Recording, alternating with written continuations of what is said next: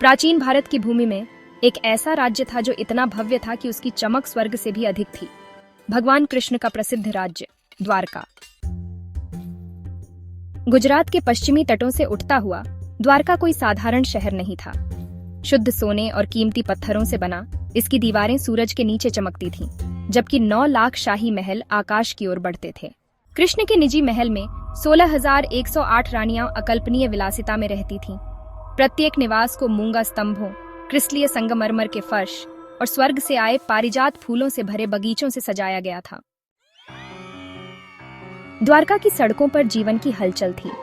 व्यापारी सोने और कीमती रत्नों का व्यापार करते थे, जबकि चंदन और धूप की सुगंध हवा में फैली रहती थी। योद्धा दिव्य हथियारों में प्रशिक्षित होते थे, जबकि विद्वान फूलों से लदे पेड़ों के नीचे संस्कृत में बहस करते थे।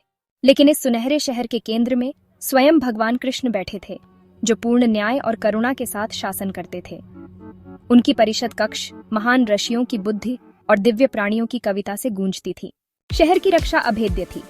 कीमती धातुओं की कई दीवारों, गहरे खाइयों और रहस्यमय हथियारों से सुरक्षित। सुदर्शन चक्र, कृष्ण का दिव्य चक्र, नागरिकों पर निरंतर निगरानी रखता था। द्वारका में जीवन एक निरंतर उत्सव था। बांसुरी और ढोल की ध्वनि हवा में गूंजती थी जब लोग सड़कों पर नाचते थे।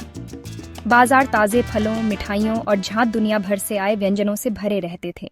शहर के चारों ओर मोर हरे भरे बगीचों में नाचते थे, जबकि पवित्र नदियां क्रिस्टल साफ पानी के साथ बहती थीं। समुद्र की लहरें द्वारका के तटों पर कीमती रत्न लाती थीं, जैसे कि प्रकृति स्वयं इस दिव्य राज्य को श्रद्धांजलि अर्पित करती हो। फिर भी द्वारका केवल एक समृद्ध राज्य नहीं था। ये पृथ्वी और स्वर्ग के बीच एक पुल था, जहां मनुष्य प्रतिदिन दिव्य चमत्कार देख सकते थे। हर कोने में एक मंदिर था, हर घर में एक वेदी, जिससे पूरा शहर धर्म का जीवित प्रमाण बन गया था।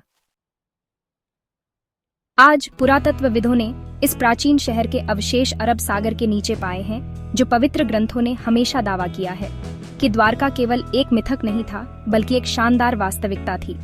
कृष्ण का राज्य, आदर्श शासन, दिव्य सुंदरता, और जब मानव सभ्यता धर्म और दिव्य बुद्धि द्वारा निर्देशित होती है, तो वह ऊंचाइयों तक पहुंच सकती है।